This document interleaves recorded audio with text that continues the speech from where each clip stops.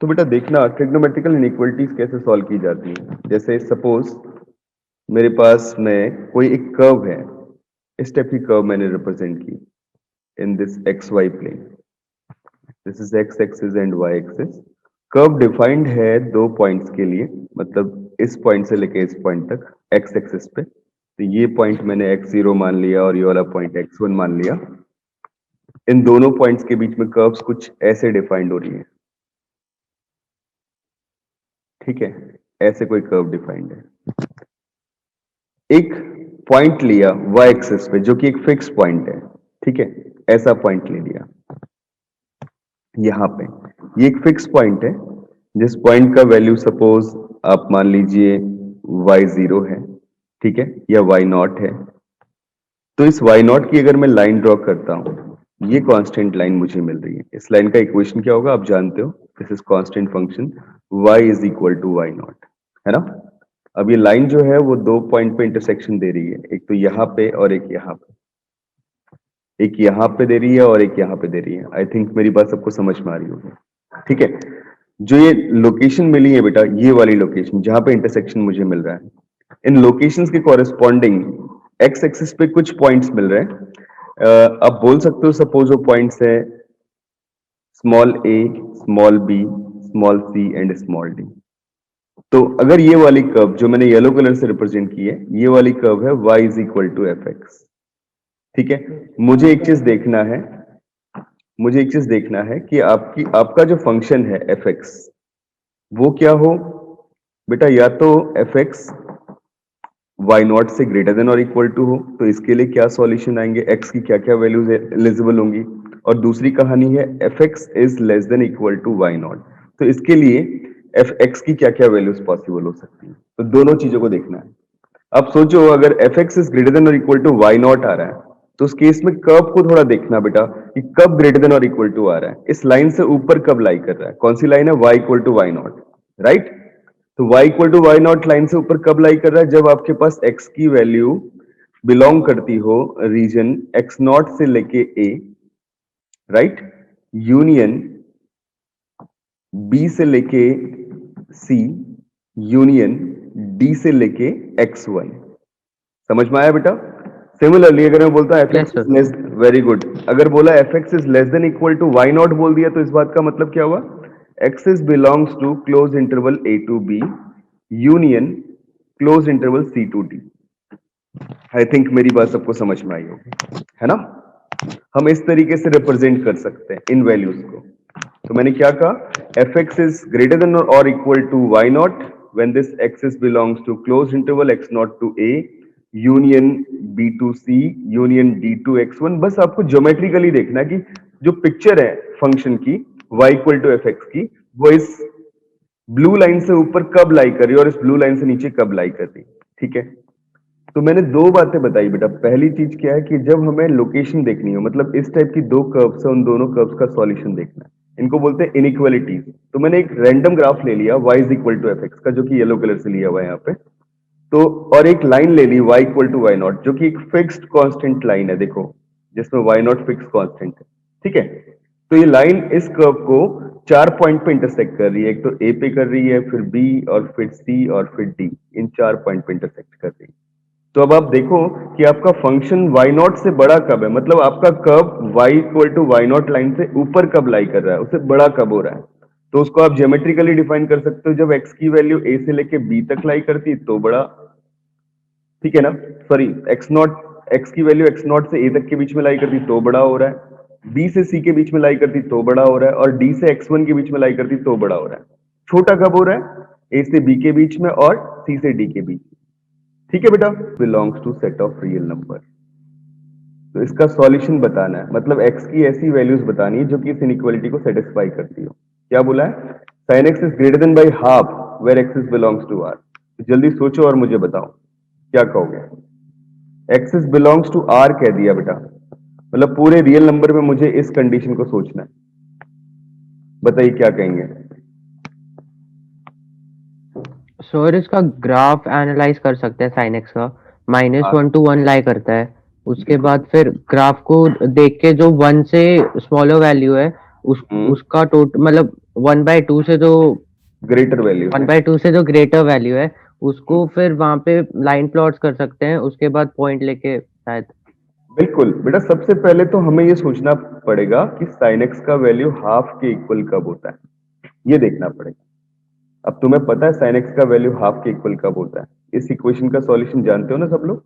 तो आपको पता है कि sine X equal to half लिखने का मतलब हो गया π/6 पे sine X half value given करेगा, तो साइन π/6। और इस इक्वेशन के सॉल्यूशन क्या होते हैं? It's solution are X is equal to n pi plus -1 to the power n into π/6, where this n is belongs to set of integers, right. यही general solution होता था इस टाइप की ट्रिग्नोमेट्रिकल इक्वेशन का जो साइन की होती थी।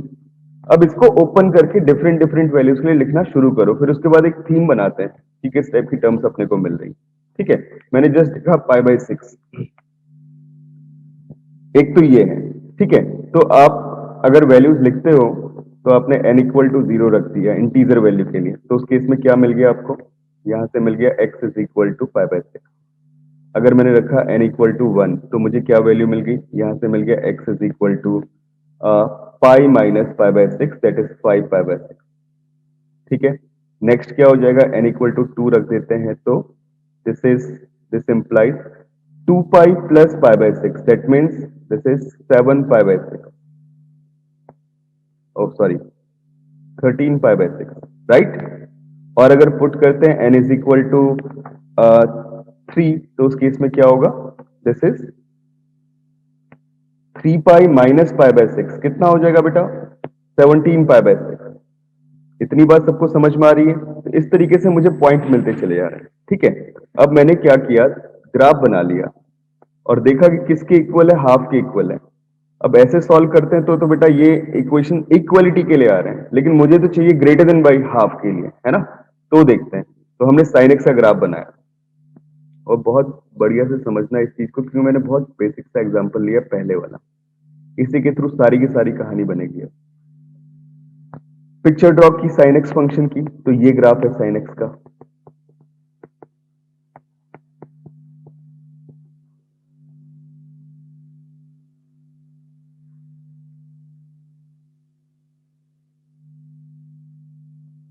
ठीक है, this kind of picture we है।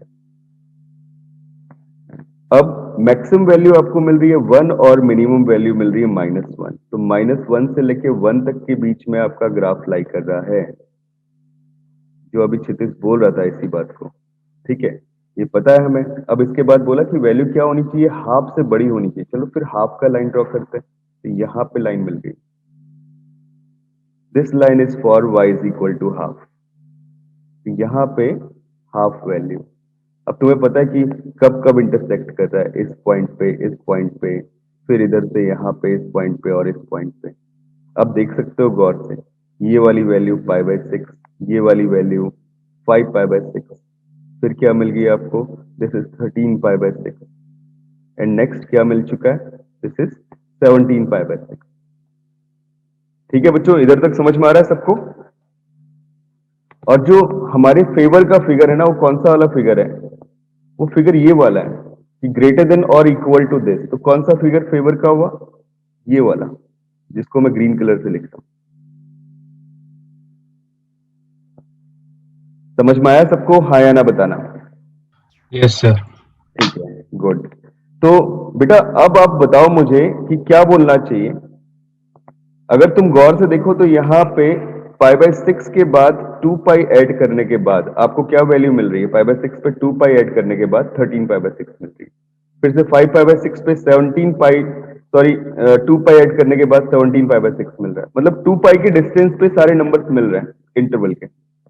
तो पहला जो फंडामेंटल इंटरवल मिला जिसमें वैल्यूज 1/2 से 1 के बीच में लाई करी, मतलब ग्रेटर देन बाई 1/2 है, तो कौन सा मिल गया? दिस इज π/6 से लेके 5π/6।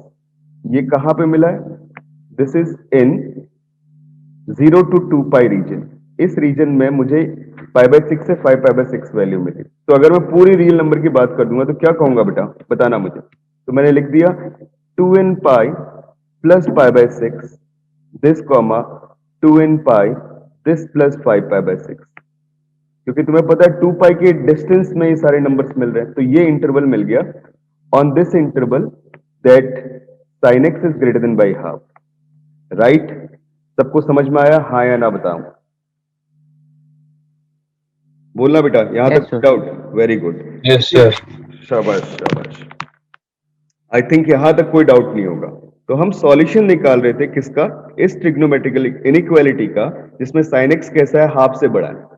ये सारी कहानियां समझते चलो, अब पिक्चर देखना है और रीजन डेवलप करते चले जाने। आपको छोटे छोटे इंटरवल्स मिल रहे हैं, उन सबका यूनियन देखना होगा ना हमें, तो यहाँ पे क्या करेंगे, यूनियन लिख देंगे, union on this of these intervals, ठीक है ना? यूनियन कैसे चलेगा बोलोगे, इंटीजर्स के बेसिस पे चलेगा, और इंटीजर कहां से कहां तक लाई करते हैं, माइनस इंफिनिटी से इंफिनिटी लाई करते हैं। तो क्या लिखोगे, n equal to minus infinity to infinity, that union this for this that sin x is greater than by half, so this is your answer, ठीक है? सिमिलरली एक और क्वेश्चन देता हूं, अब मैं चाहूंगा इसका आंसर तुम लोग बताओगे मुझे कि क्या आएगा, ठीक है?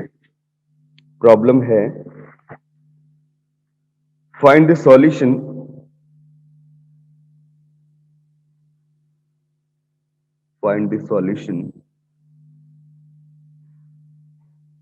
of inequality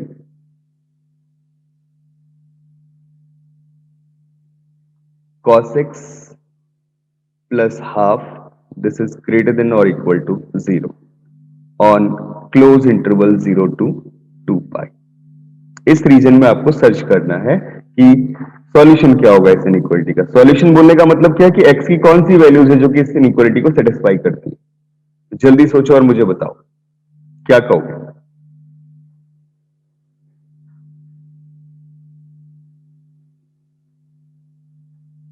हाँ जी बेटा, फिर से वही पुरानी सारी बातें यूज करनी है बेटा। cos x is greater then, sorry, cos x plus half is greater than और इक्वल Yes, टू sir. 0, ठीक है? सर वेरी उसके बाद cos x प्लस 1 इक्वेट कर देंगे 0 से, फिर cos x हो जाएगा इक्वल टू माइनस हाफ, और फिर 2 पाई बाय 3 पे पहला सोल्यूशन, प्रिंसिपल सोल्यूशन माइनस 1/2 होता है cos x। तो ठीक है। उसके बाद फिर इसके जो सोल्यूशन है, हम्म, मतलब 2n pi plus minus y, तो वो बिल्कुल। निकाल देंगे। और फिर सर सेम प्रोसेस जो हमने sin x वाले में किया। जैसे sin x वाले में किया, वेरी गुड। और रीजन देखना सिर्फ कितना, 0 से 2 पाई का, तो यहाँ तो क्वेश्चन तो और भी आसान है ना? सिर्फ ये पिक्चर बनने वाली है, यहाँ पे 2 पाई पॉइंट, यहाँ पे पाई पॉइंट, यहाँ पे 0 पॉइंट, ठीक है? और अगर मैं लाइन ड्रॉ करूं किसकी, हाफ की, तो हाफ के साथ बिकॉज कंपेयर करना था, तो ये हाफ माइनस हाफ की लाइन बन गई। y is equal to minus half, और ये क्या है, y is equal to cos x, this is the curve. इन दोनों को कंपेयर करना है, देखना क्या है, cos x is greater than और इक्वल टू माइनस हाफ, ठीक है? इंटरसेक्ट कहां कहां पे कर रहे हैं, एक तो यहां पे और एक यहां पे। तो ये जो पहला पॉइंट हुआ जो इंटरसेक्शन का पॉइंट है, ये वाला पॉइंट, और एक दूसरा पॉइंट ये है। तुम्हें पता है हाफ वैल्यू कॉस कब गिवन करता है, पाई बाय 6 पे, और ये पाई से छोटा वाला पॉइंट है, मतलब सेकंड क्वाड्रेंट में लाई करने वाला पॉइंट है। सेकंड क्वाड्रेंट में कॉस नेगेटिव होता है, पता भी तुम्हें, ठीक है? तो क्या लिख दूं बेटा उसे, pi minus pi by 3, pi by 3 पे हाफ, तो पाई माइनस पाई बाय 3 कितना हो गया, 2 पाई बाय 3 पॉइंट, तो ये वाला मिल गया। आई थिंक समझ में आया।